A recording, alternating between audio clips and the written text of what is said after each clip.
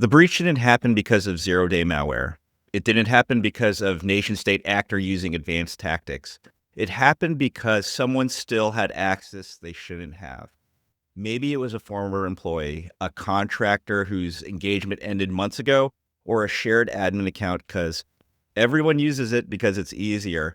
This is not a rare story. It's the most common one. And that's why access control is the first domain that we see in NIST 800-171. Not because it's easy, not because it's administrative, but because everything else depends on it. If you get access control wrong, no amount of logging, monitoring, or incident response will save you. So what's access control really about? Most organizations think access control is an IT problem, right?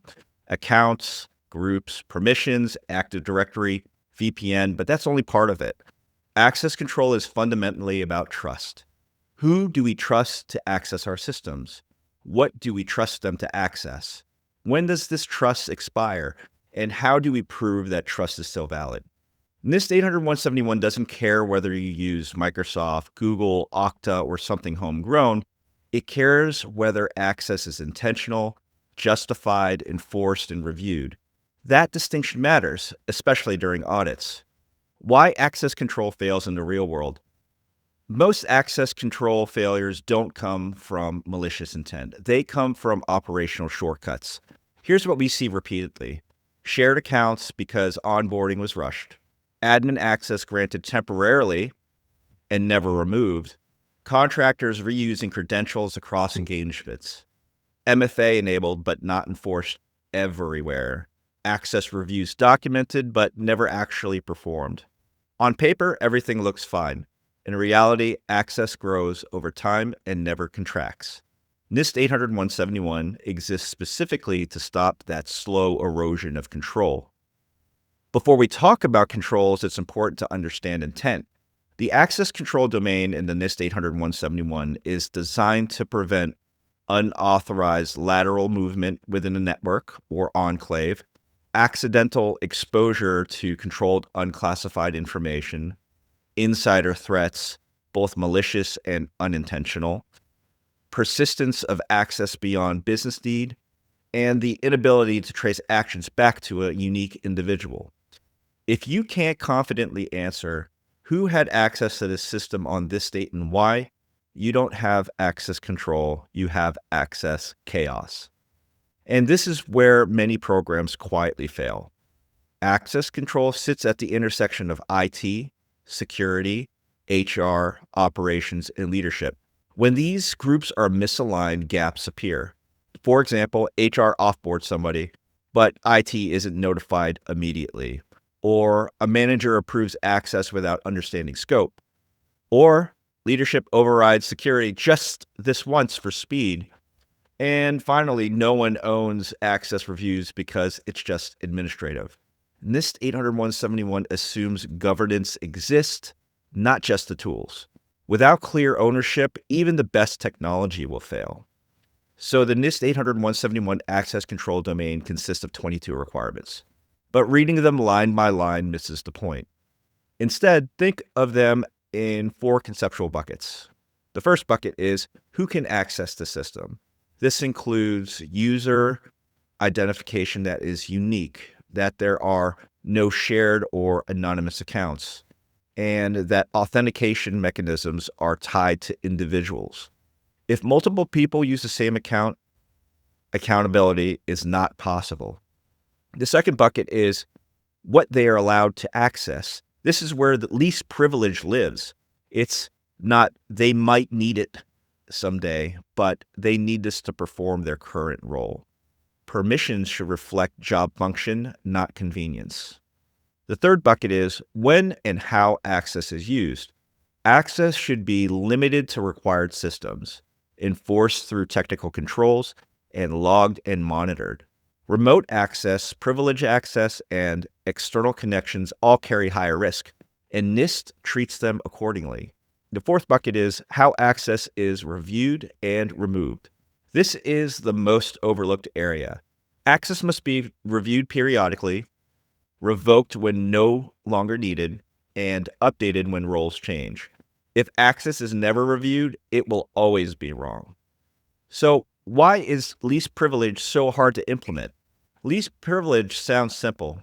In practice, it conflicts with speed, convenience, poor role definition, fear of breaking something. So organizations overgrant. Then they forget. Then they document a policy saying they enforce least privilege without evidence that they actually do. Auditors don't fail companies for not being perfect. They fail them for not knowing their own access reality. All right, so let's talk about privilege access. This is where audits get serious. Privilege accounts deserve special attention because administrators can disable logging, modify configurations, exfiltrate data, and cover their tracks. And the NIST 800-171 expects that there are separation of privileged and non-privileged accounts. Strong authentication is also required, including MFA. There should be a restriction use of admin rights, and then there should be additional monitoring for administrators. If every user is an admin, no one is accountable. So let's talk about remote access and external connections. Remote access is no longer optional. It's normal. That makes it dangerous if it's not managed. NIST expects multi-factor authentication for remote access. It also expects encryption, explicit authorization, monitoring as well. The assumption is simple. If someone can access your system remotely, then they can access. The assumption is simple. If someone can access your system remotely, then they can access your CUI. There are no partial controls here. What good access control actually looks like is not about perfection. It's about intentionality and evidence. In mature environments, we see role-based access that reflects real jobs, automated provisioning and deprovisioning, quarterly access reviews with documented outcomes, multi-factor authentication enforced where the risk is the highest, logs that are actually reviewed, not just stored, and most importantly, we see ownership. So someone knows who approves access, how often it's reviewed, and where this evidence lives. That confidence shows during assessments. So here are some common myths that hurt compliance. We have Active Directory, so we're compliant. Tools don't equal enforcement. We've documented policy, so we're covered. Evidence matters more than intent. And we'll clean this up before the audit. Access control debt compounds over time. And finally, this only applies to IT systems. If it touches CUI, it's in scope, whether or not it is logical through your systems or even physical. If it touches CUI, it's in scope. So access control is the foundation of NIST 800-171. Every other domain assumes access control works. Audit and accountability depend on unique users. Incident response depends on knowing who did what.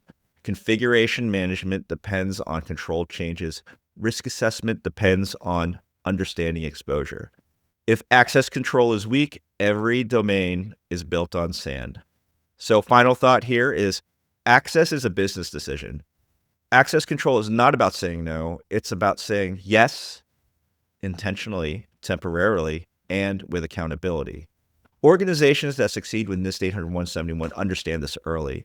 Those that struggle usually learn it during an audit, and that's when it's most painful because you want to pass. If you want NIST 800-171 to be manageable, start here, not with policies, not with tools. Start with who you trust and why. If you want a realistic gap assessment, practical remediation guidance, a program that works in the real world, this is exactly where we start. NIST 800-171 isn't something you finish, it's something you operate. Subscribe if you want clear, real-world guidance on how these controls are actually applied, reviewed, and defended over time.